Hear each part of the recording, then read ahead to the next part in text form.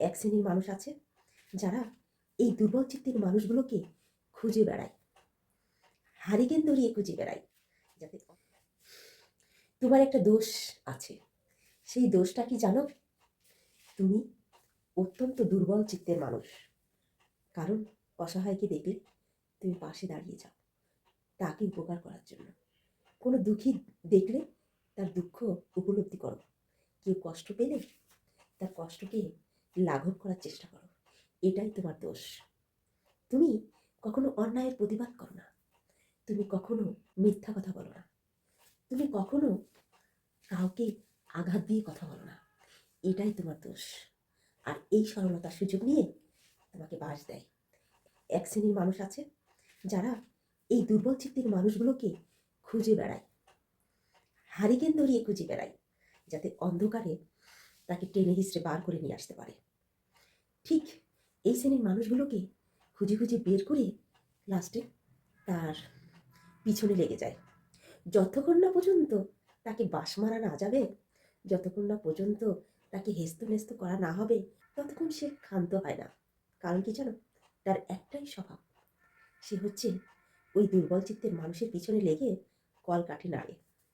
কি কলকাঠি জানো? সে ওই দুর্বল চিত্তের মানুষের সরলতার সুযোগ নিয়ে তাকে কিন্তু অপমান করতে পছন্দ করে। ঠিক এই শ্রেণীর মানুষকে তুমি চিনতে পারবে অতি সহজে। কারণ কি জানো? এরা হচ্ছে বোকা। এরা মনে করে আমাকে কেউ চিনবে না, আমাকে কেউ বুঝতে পারে না, আমি চালাক, আমি সব কিছু করতে পারি, আমার চালাকি না ধরতে পারে না। অথচ তুমি কিন্তু তার চালাকিটা ধরে ফেলেছ, কিন্তু সে কিন্তু বুঝবে না, কারণ সে তো বোকা। সেভাবে আমার কলকাঠি নাড়াটা মনে হয় সে বুঝতে পারেনি। সে হাসতে থাকে মনের আনন্দে, তোমার পিছনে খুব ভালোভাবে লেগে থাকে, যে সে তো বুঝতে পারছে না আমি কি বলছি। আসলে এই শ্রেণীর মানুষের পিছনে গিয়ে দেখো, পিছনে গিয়ে তাকে সার্চ করে দেখো, সে অত্যন্ত নিরীহ এবং দরিদ্র পরিবারের মানুষ, যার ভিতরে ন্যূনতম শিক্ষা নেই, যার ভিতরে যার পারিবারিক কোনো শিক্ষা নেই। সে এই কাজগুলো করে বেড়ায়, ঠিক আছে? এবং যতক্ষণ না পর্যন্ত তুমি তার কাছে হেরে না যাচ্ছ, ততক্ষণ সে ক্ষান্ত হয় না। তোমাকে পরাজিত করেই সে সুখী হয়। সো এই মানুষগুলোর কাছ থেকে একটু আলাদা থাকার চেষ্টা করবেন।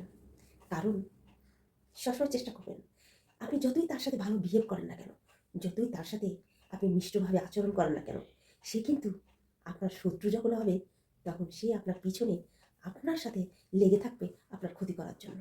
আর এই ক্ষতিটা যতক্ষণ সে না করছে, ততক্ষণ সে শান্ত হবে না। তো এই কথাটা কেন বললাম?